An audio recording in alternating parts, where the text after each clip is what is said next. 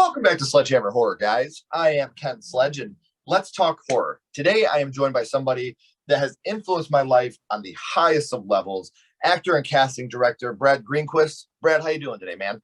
Hi, I'm good, Ken. I'm good. Thanks for having me on your show, on your podcast. Thank you. Oh, man, this means so much to me. Anybody that knows me knows how much Pet Sematary means to me, and not just the original film, but your performance in that film. This isn't lip service. I've talked about it for years, the impact that this Victor Pascal has had on me growing up and a lot of the amazing scenes. Before we get into the reason why you're here, what was it like being a part of Pet Sematary? Is this something you guys knew would kind of have the following it did, or was this kind of like, we don't know how this is going to turn out type of thing? Right, the latter, certainly. Look, it was kind of it was a low budget horror movie, okay? And at the time, horror movies didn't have the cachet that they do now. Certainly not. It was one of those films that helped build what we have now.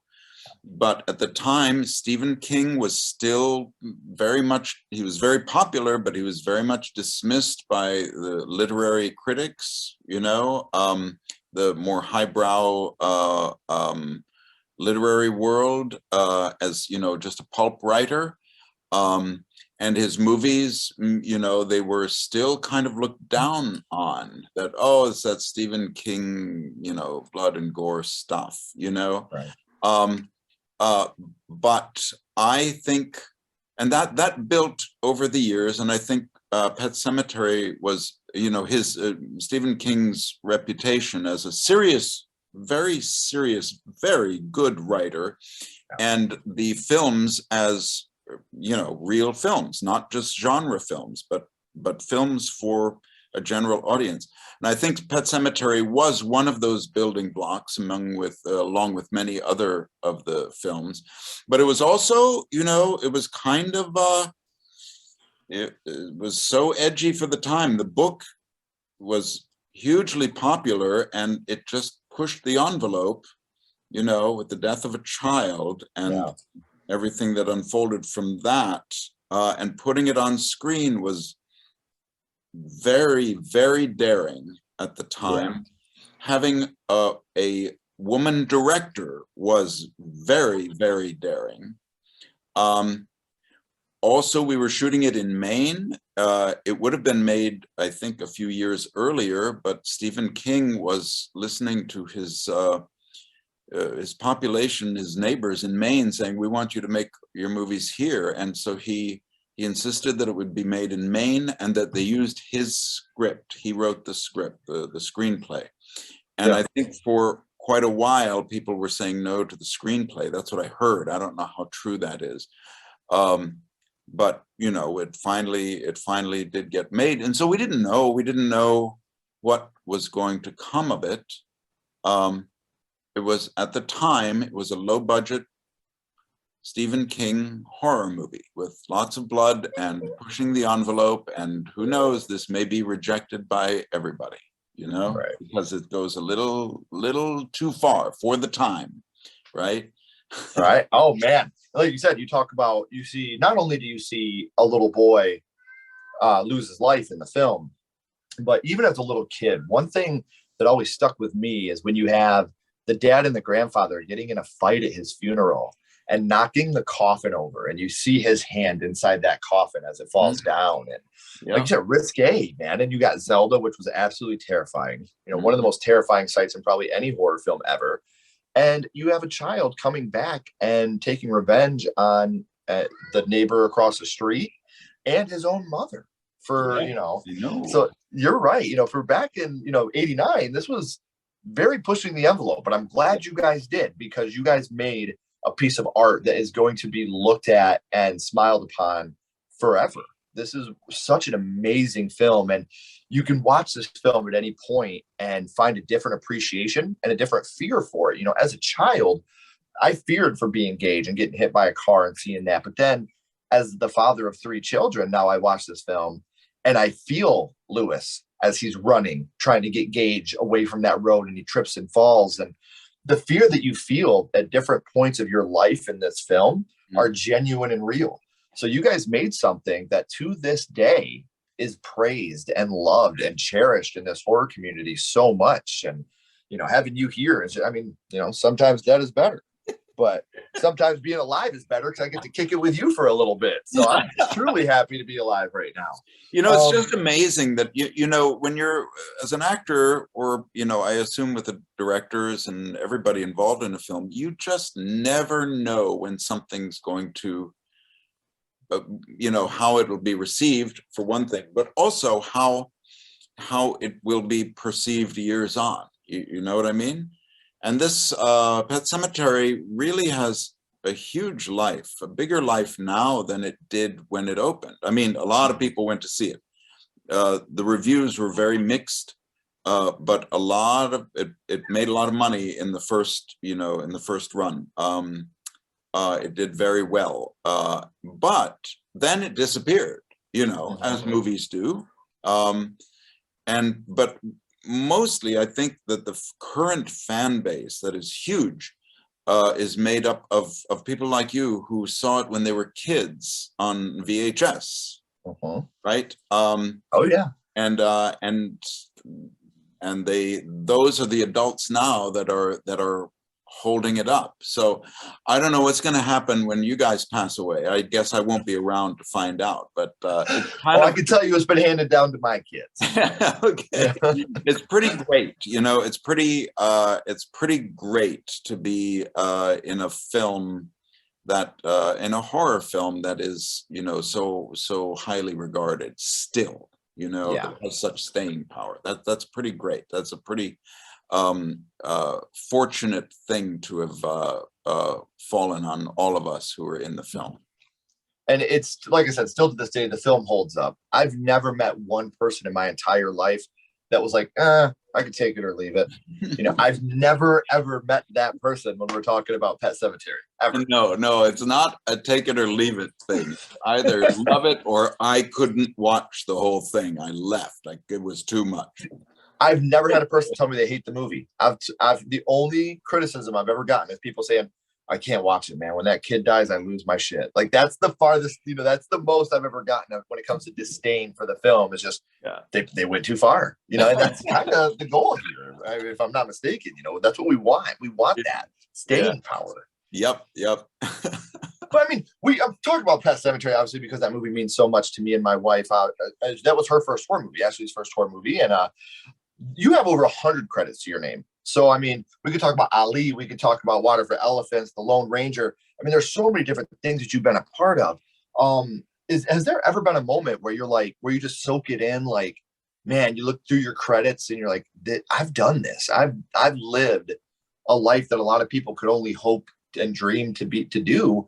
And I mean, your face is printed on T-shirts, my friend. I mean, that's the power that you have. Is there ever those moments where it's all overwhelming at all?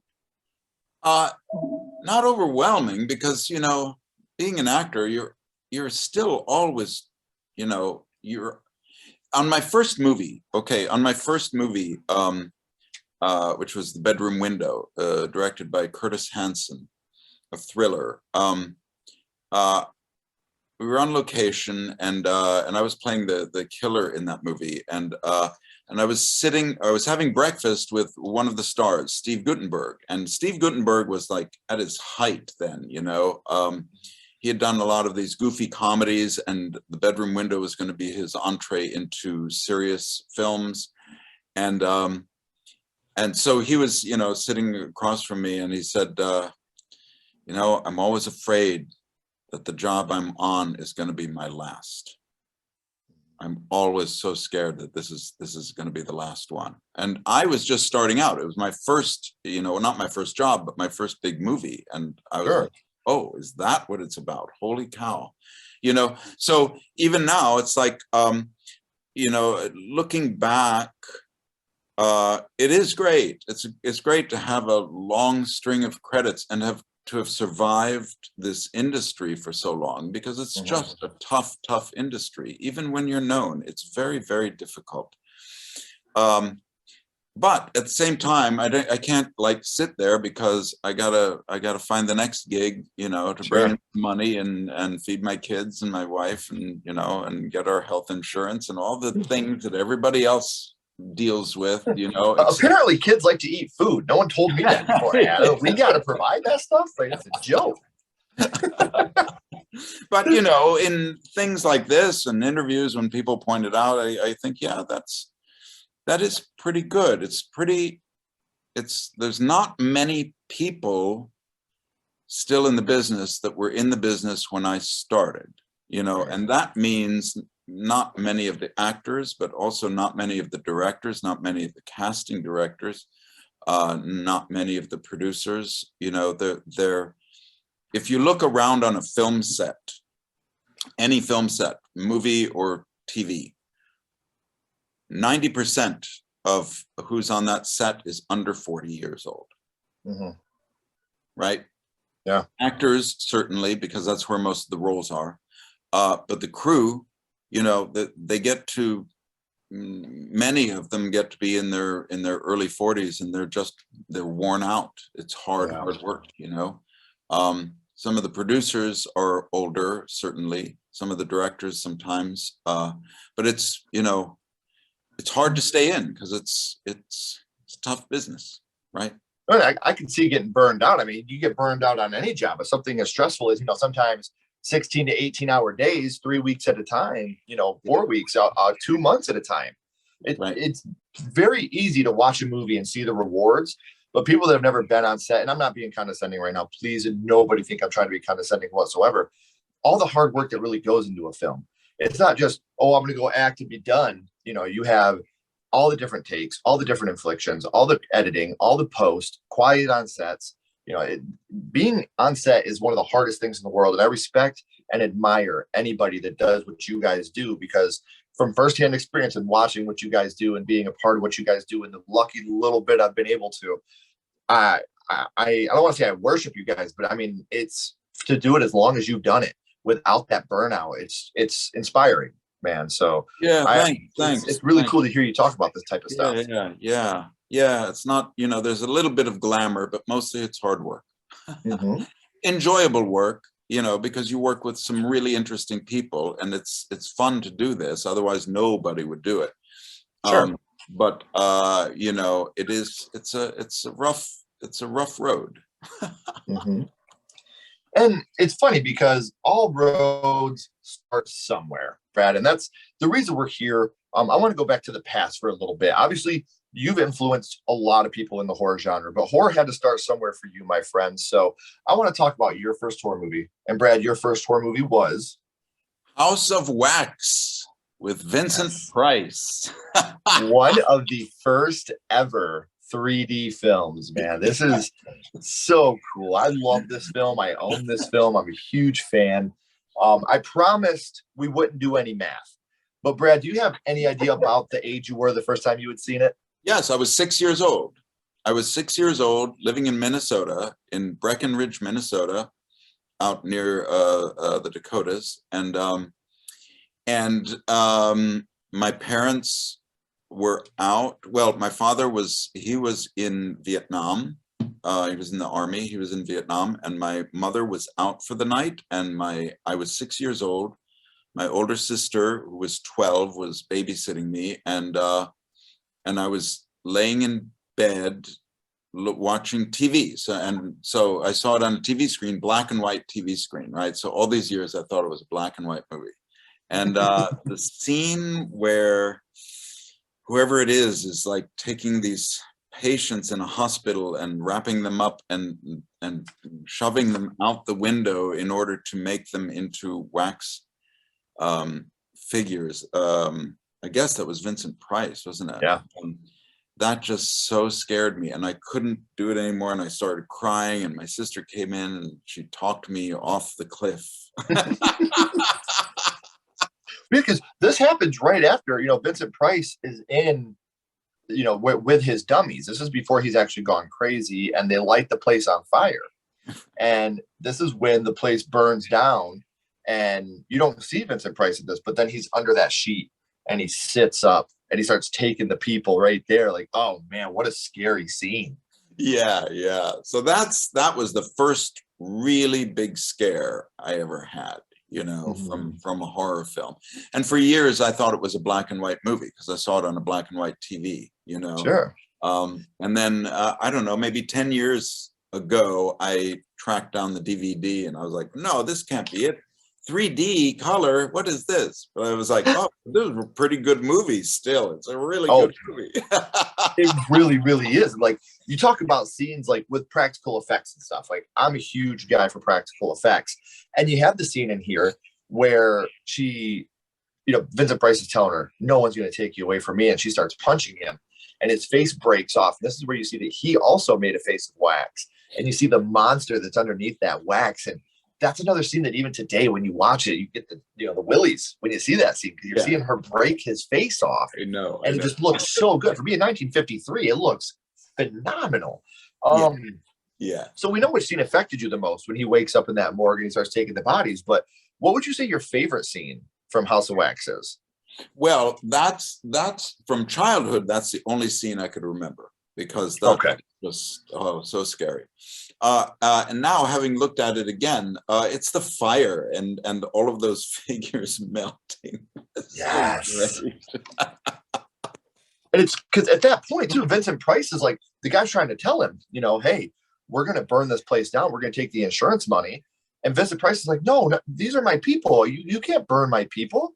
Like he doesn't fully comprehend what the guy's saying. Like to him, this isn't, just wax figures. These are my life. This is my art that you're trying to destroy and why. And it ends up horribly disfiguring him. And then right after that, you get the scene where Vincent Price makes the rope and he strangles the guy and throws him down the elevator shaft. So it looks like he hanged himself. Yeah. And then he ends up making that art in his next museum is him hanging in the elevator. Was it suicide or was it murder? Maybe someday we'll find out. It's just such a powerful scene. Yeah, that's a fun movie. But later I didn't really watch any horror movies after that. I was just too scared, Mm-hmm. And but then years later, Psycho scared me so much watching it again on television.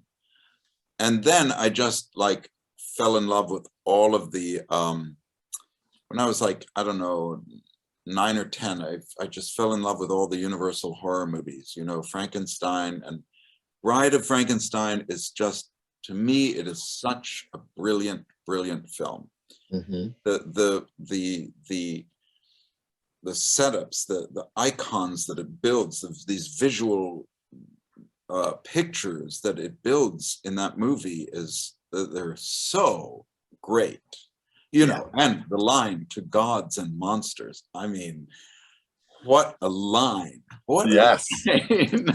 And I'm a huge Universal Monsters fan. Growing up, you said Frankenstein, Bride of Frankenstein, The Invisible Man, and me personally, it was always Creature from the Black Lagoon. I think Creature is one that always resonated with me because, like I said, I'm a big fan of practical effects, and the creature looks so great, even by today's standards, with the gills moving, and it's so incredible to sit back and watch these films and know that we wouldn't have the horror we have today if it wasn't for your Universal Monsters and your Hammer Horrors and House of Wax. And so we talk about your first horror movie and what that movie meant to you being House of Wax, but something I ask everybody, I got to go scream on you here for a second.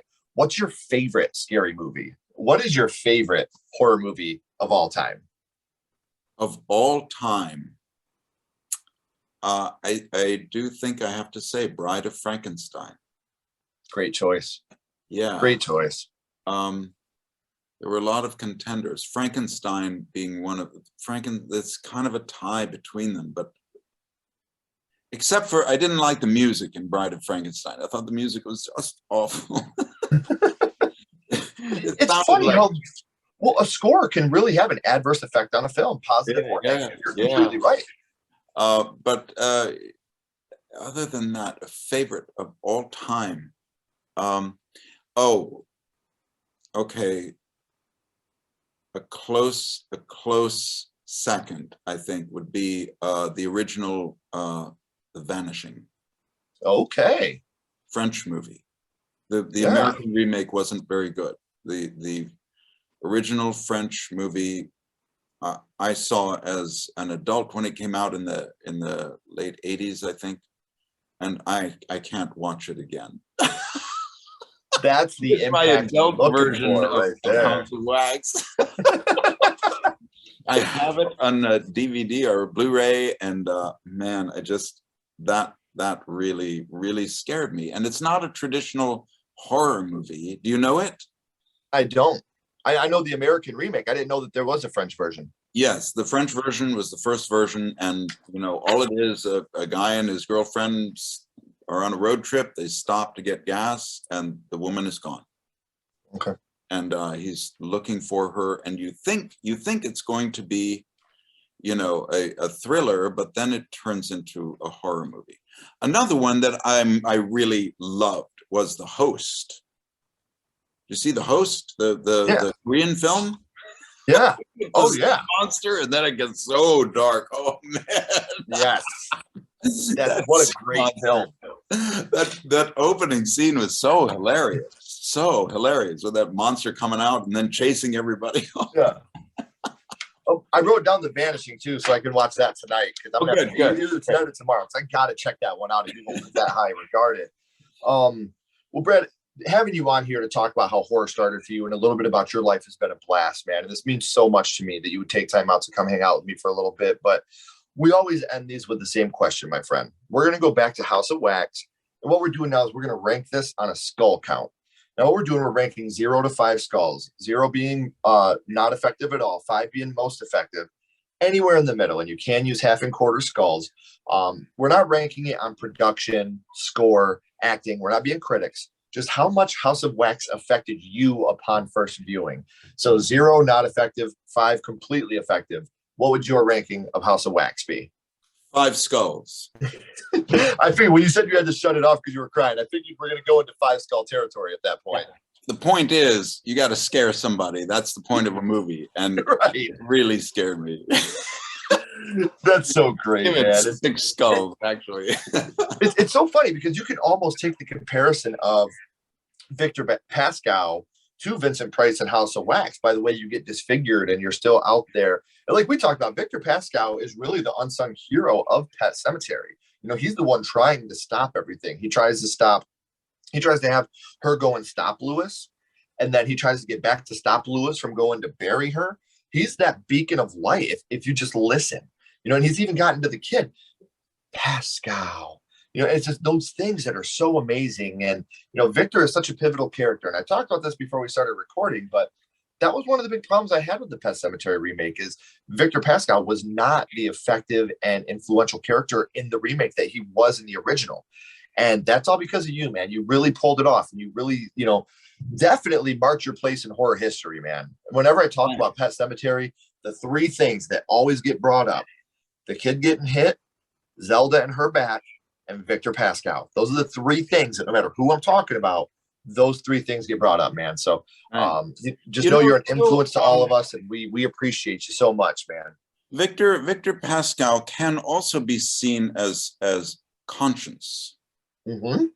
100% characters. That side of them that is telling themselves, don't do this. There's, that intuition one has, For myself, when we shot it, I just thought of him as a guardian angel, not as a horror figure. You see what I mean?